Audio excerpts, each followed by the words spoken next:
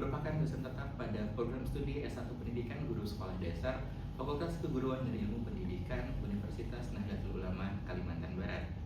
Pada kesempatan kali ini, saya akan memaparkan pernyataan diri dosen unjuk kerja Tridharma Perguruan Tinggi atau PDD UKTPT dalam bidang pengajaran sebagai salah satu syarat untuk mengikuti sertifikasi dosen gelombang 1 tahun 2025. Pada hari ini, saya akan memaparkan mengenai teknik pengajaran yang saya gunakan, yaitu delivery, interaction, dan assessment. Pada komponen delivery, saya akan menyampaikan terkait deskripsi mata kuliah dan capaian pembelajaran mata kuliah. Pada komponen interaction, saya akan menjelaskan strategi interaktif yang digunakan untuk membangun interaksi antara dosen dan mahasiswa. Sedangkan pada komponen assessment, saya akan menyampaikan terkait sistem penilaian yang berlaku pada mata kuliah yang saya ampuh. Adapun satu di antara mata kuliah yang saya ampuh yaitu pembelajaran IPA di SD dengan kode mata kuliah PD 1418. Mata kuliah pembelajaran IPA di SD memiliki bobot sebesar 3 SKS dan ditempuh pada semester 4 dengan total pertemuan sebanyak 16 kali pertemuan termasuk ujian tengah semester dan ujian akhir semester. Mata kuliah ini merupakan mata kuliah wajib yang harus diambil oleh mahasiswa S1 Prodi PGSD karena membahas mengenai praktik dan prinsip dalam pembelajaran IPA di SD.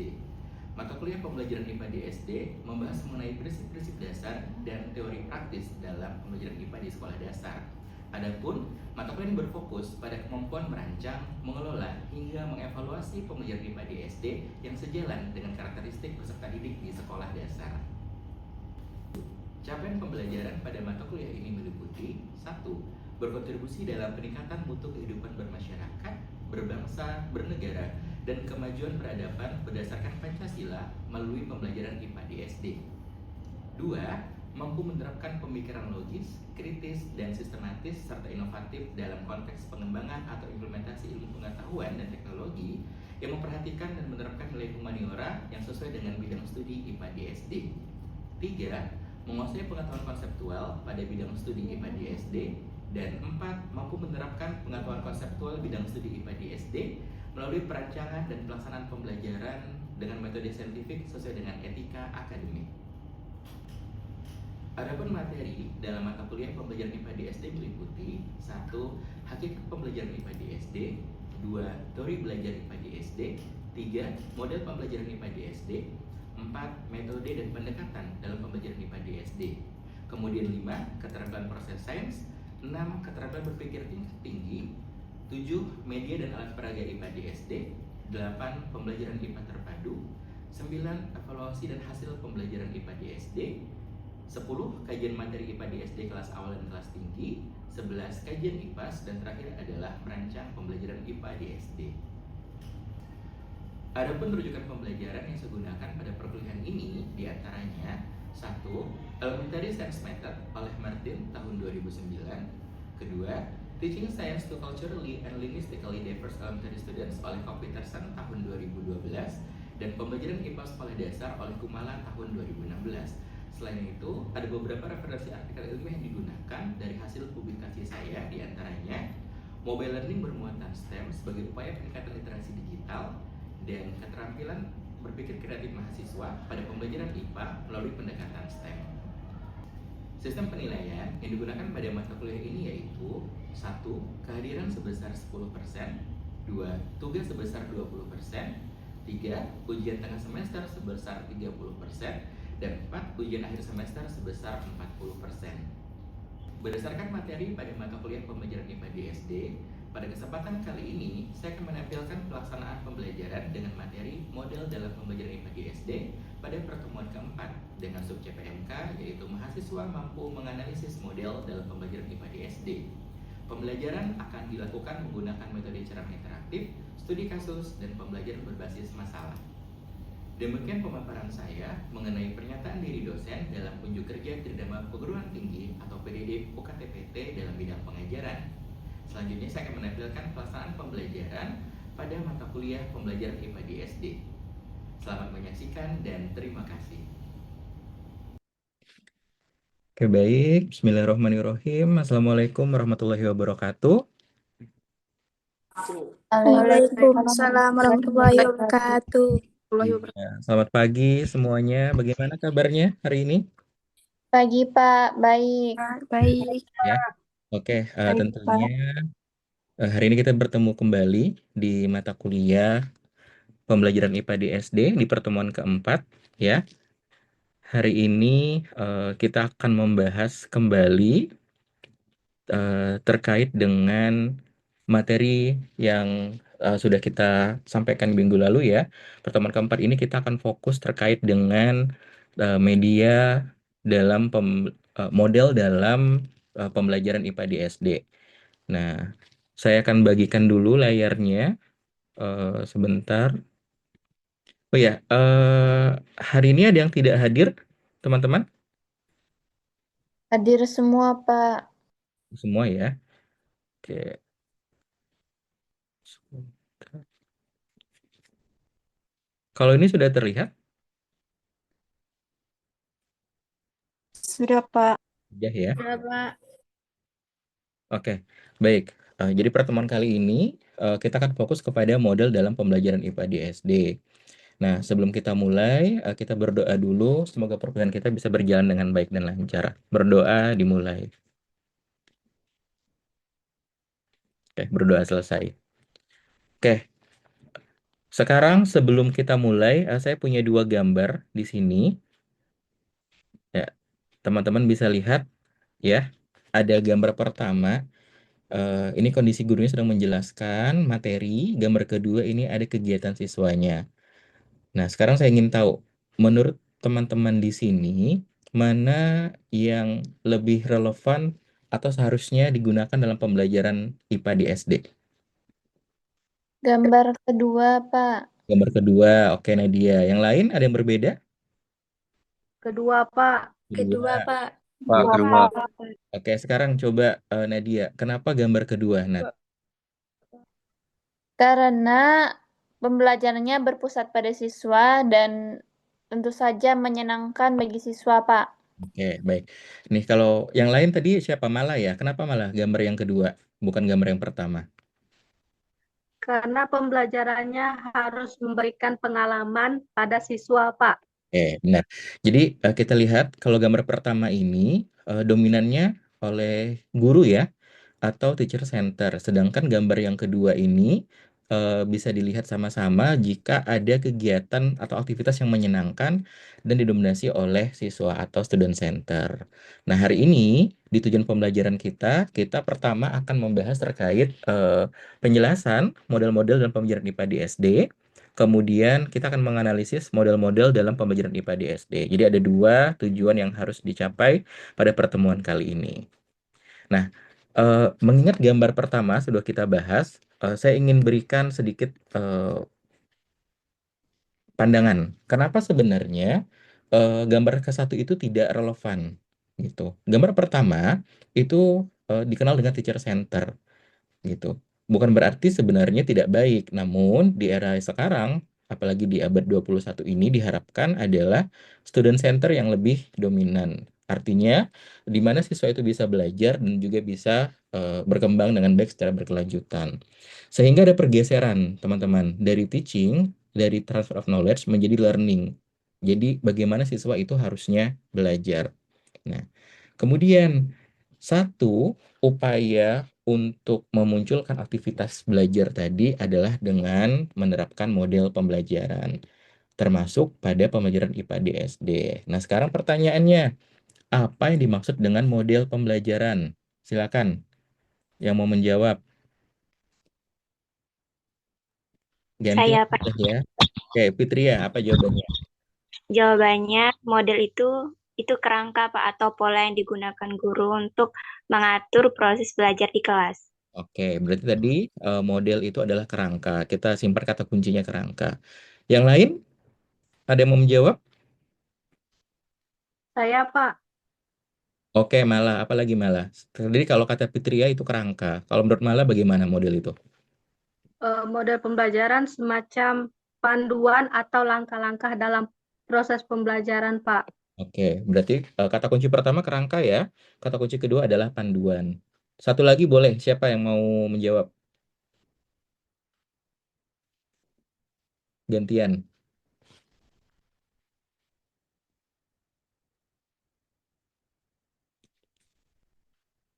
Cukup 2? Oke, berarti tadi kita lihat kata kunci pertama ada kerangka, yang kedua adalah panduan, gitu ya. Nah, kenapa sih kerangka sama panduan ini perlu dalam pembelajaran IPA? Kita lihat definisinya dulu secara ringkas ya dari beberapa ahli di sini. Nah, yang pertama ini dari Chuck Peterson tahun 2012. Jadi bagi Chuck ini jawaban yang pertama tadi ya, punya Fitri ya, bahwa model itu adalah kerangka konseptual. Jadi ada mulai perencanaan, pelaksanaan, dan evaluasi. Kemudian Martin juga mendefinisikan hal yang serupa, kalau model itu adalah struktur sistematik.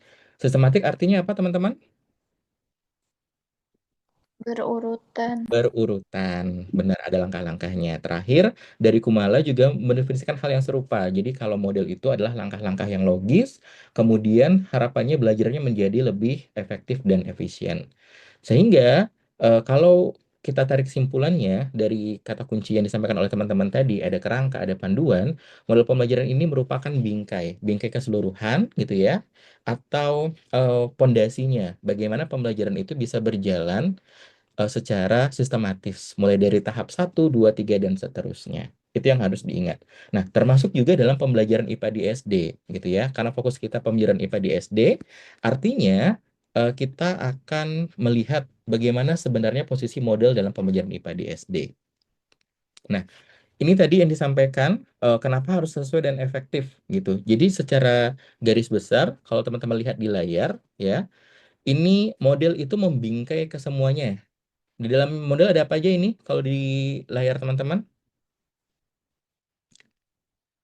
Pendekatan, Ada pendekatan, kemudian strategi, strategi, kemudian metode, metode, dan terakhir ada teknik, dan teknik. Nah, si model pembelajaran ini dia membingkai semuanya gitu ya, sehingga di dalam model otomatis akan ada pendekatannya, strateginya, metodenya, maupun teknik dan taktik.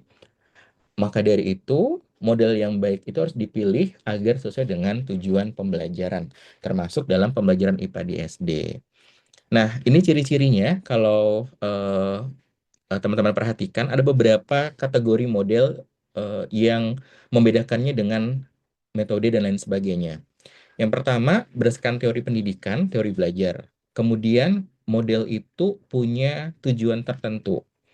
Kemudian dapat jadi pedoman, tadi panduan ya yang disampaikan oleh Nurmala ya. Kemudian ini yang paling penting, model itu punya pertama sintaks. Sintaks ini adalah hal yang membedakan model dengan lainnya, dengan pendekatan, metode maupun strategi. Gitu. Sintaks itu artinya tahapan atau langkah-langkah. Kemudian ada prinsip reaksi, ada sistem sosial, sistem pendukung, dan tentunya model ini memiliki dampak terhadap pembelajaran. Makanya ada instructional effects dan deterrent effects gitu. Dan adanya rencana dalam pembelajaran. Itu secara ringkas. Jadi, teman-teman wajib ketahui bahwa pembeda model dengan yang lainnya itu ada di sintaksnya tadi. Bahwa dia punya tahapan-tahapan yang harus berurutan. Nah, kemudian kita akan fokus kepada pembelajaran IPA di SD. Nah, saya yakin di mata kuliah yang lain gitu ya, semuanya juga sudah membahas ini, mungkin di pembelajaran PKN ataupun matematika. Kita fokus dulu ke IPA di SD. Menurut teman-teman, dari kemarin kan saya sudah minta ya minggu lalu untuk baca sumber, baca materinya. Apa saja sih model dan pembelajaran IPA di SD? Silakan. Yang pertama. Oke, ini ada yang raise hand, Mita. Apa Mita?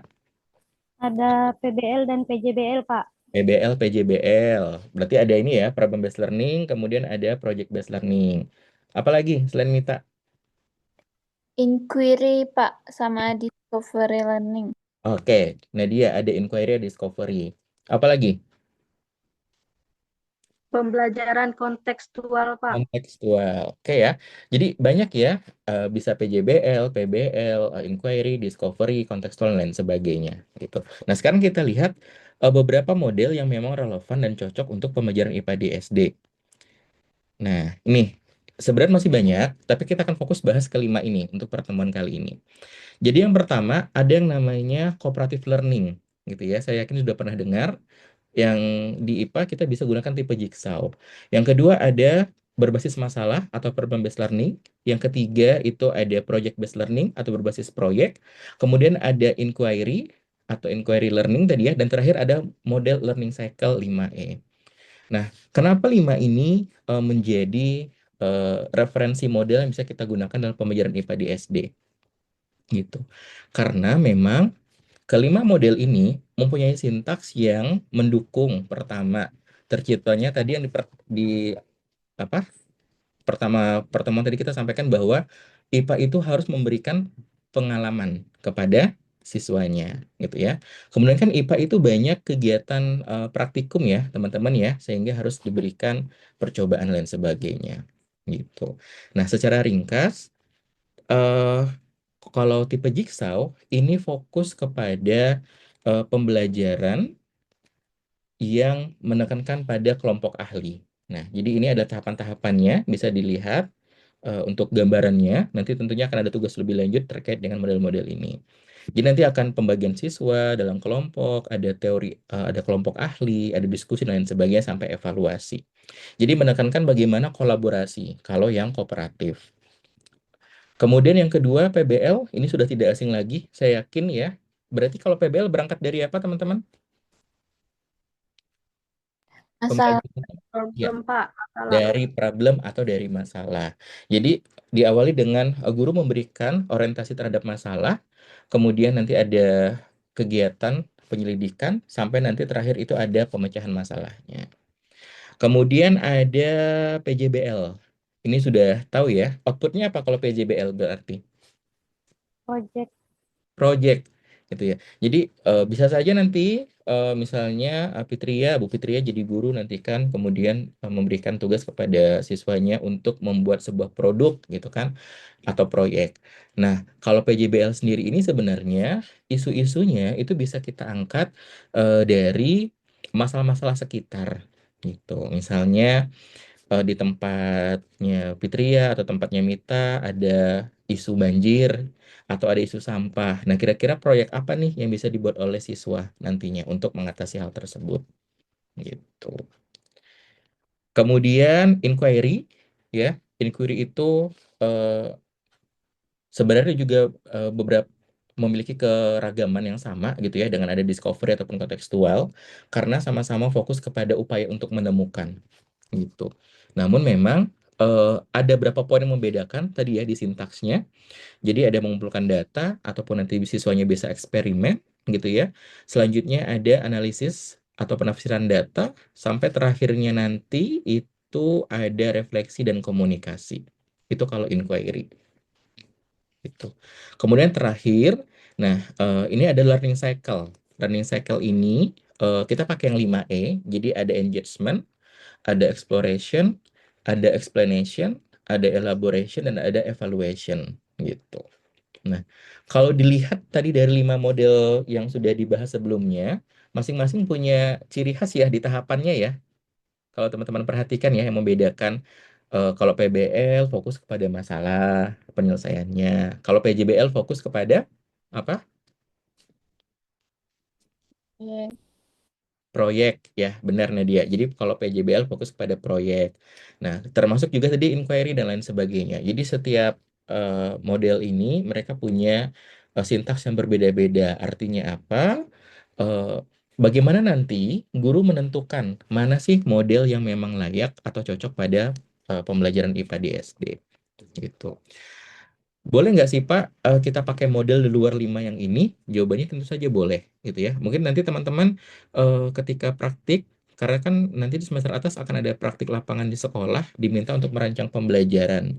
Nah, tentunya di situ akan menentukan ya di modul ajarnya ya, apalagi sekarang berbasis deep learning gitu ya.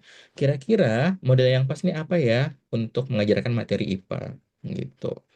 Kalau dilihat di IPA kelas tinggi itu kan cukup banyak ya materi-materi yang sifatnya praktikum ya teman-teman ya. Itu kan saya misalnya di kelas 4 itu ada tentang energi ataupun cahaya. Nah, itu cocoknya ngajarin cahaya tuh gimana sih? Gitu. Apakah hanya dengan menyampaikan teori atau juga disampaikan dengan percobaan? Gitu. Oke, sekarang kita sama-sama coba mengkaji ada 2 studi kasus yang saya berikan. Nanti silakan saya berikan waktu untuk menyimak ini ya studi kasusnya. Kita mulai yang pertama dulu ya. Oke. Nah, studi kasus pertama, ada yang bisa bantu saya untuk membacakannya? Saya, Pak. Boleh Nadia, silakan. Di sebuah sekolah dasar, guru kelas 4 memperhatikan bahwa tanaman-tanaman yang ditanam siswa beberapa minggu lalu mulai tampak layu dan tidak sehat. Daunnya menguning, batangnya lemah, dan beberapa bahkan mulai mati. Saat pelajaran IPA dimulai, guru tidak langsung menjelaskan materi. Sebaliknya, ia mengajak siswa keluar kelas dan menunjukkan kondisi tanaman tersebut. Dengan suara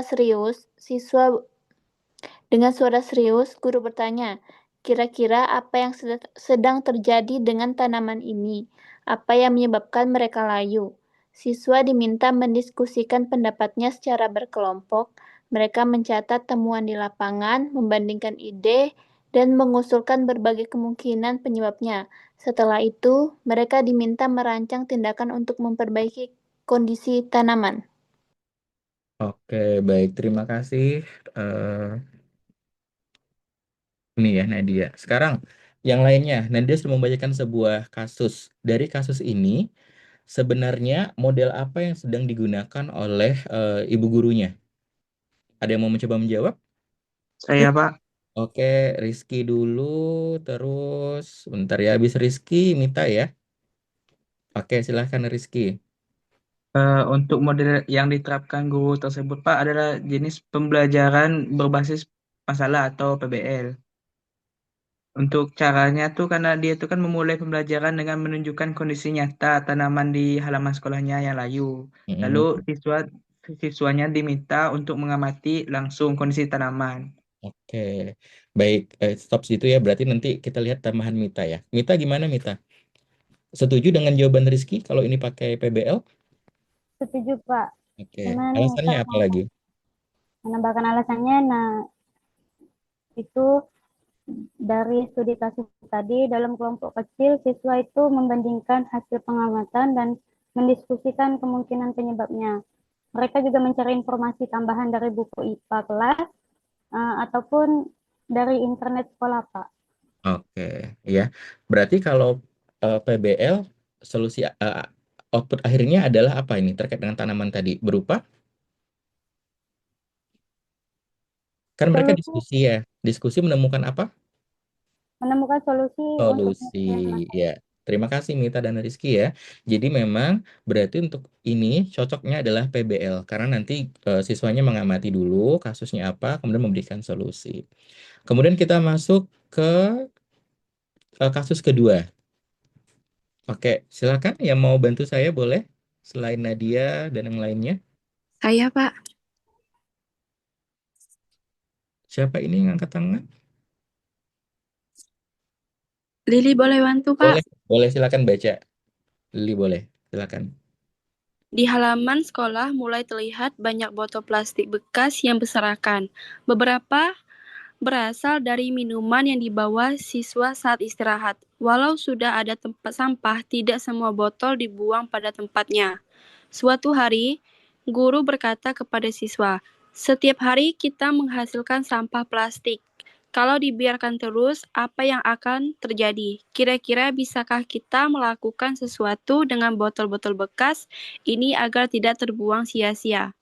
Siswa mulai berpikir, apa yang bisa mereka buat dari botol bekas? Apakah bisa dijadikan sesuatu yang bermanfaat, terutama dalam pembelajaran IPA? Oke, silakan dua orang. Jawabannya apa ini? Model yang cocok apa? Gantian ya, gantian. Saya, Pak, mau jawab. Oke, ini dengan siapa ini? Nggak muncul. Fitri, Pak. Oke, Fitri. Oke, silakan Fitri. Jawabannya apa? Jawaban saya itu PJBL, Pak. Nah, alasannya karena kan di situ guru memancing rasa ingin tahu dengan ada pertanyaannya. Terus Hmm, juga kita tuh bersama guru tuh mulai merancang proyek seperti itu, Pak. oke, PJBL ya. Satu lagi, siapa yang mau menambahkan penjelasannya Fitri? Selain Mita ya, tadi Mita sudah.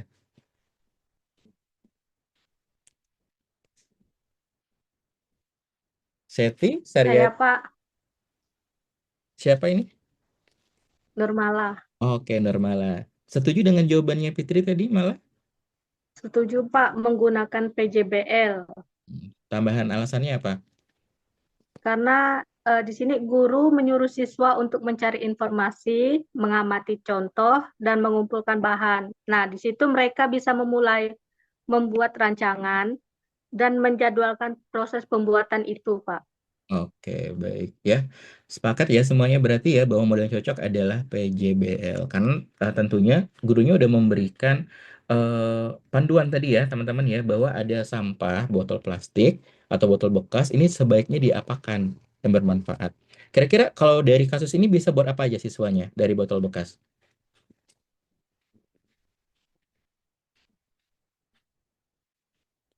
Ayo, proyek apa yang bisa dibuat dari botol bekas kalau siswa SD? Tong sampah bisa, Pak. Sampah, apalagi? Vas bunga juga bisa, Pak. Vas bunga. Banyak ya. Atau sekarang ada EcoBrick itu ya. Teman-teman tahu kan ya EcoBrick ya? Gitu. Oke. Nah, sebenarnya selain eh, yang sudah di teman-teman kaji tadi, berlima model yang kita bahas, gitu ya. Tentunya sekarang di abad 21, di yang zaman yang modern ini ada beberapa kajian-kajian baru. Misalnya kayak PJBL ini, itu juga sekarang sedang maraknya disandingkan dengan STEM, gitu. Jadi ada namanya STEM PJBL, gitu. Jadi STEM itu kan merupakan pendekatan gitu ya. Jadi ada Science, Technology, Engineering, Mathematics. Kemudian disandingkan dengan kegiatan model PJBL gitu. Jadi proyeknya tetap jalan, tapi ada unsur STEM-nya gitu. Tidak hanya di IPA aja, tapi ada aktivitas untuk matematika, eh, tekniknya gitu ya, engineering-nya dan lain sebagainya gitu ya. Itu contohnya. Oke, baik. Saya rasa kita sudah di akhir perkuliahan untuk pertemuan keempat ini. Jadi, silakan satu orang yang bisa bantu saya untuk menyimpulkan terkait dengan apa itu model pembelajaran, boleh? Yang bersedia? Ringkas aja.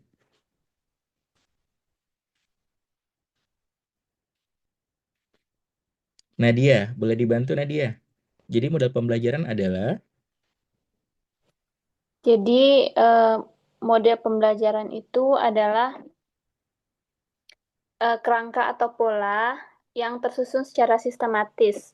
oke, baik ya, sistematis untuk membantu guru agar memudahkan dalam pembelajaran. Ya, terima kasih semuanya sudah berperan ya pada pertemuan kali ini. Untuk minggu depan ada tugas tentunya buat teman-teman semua.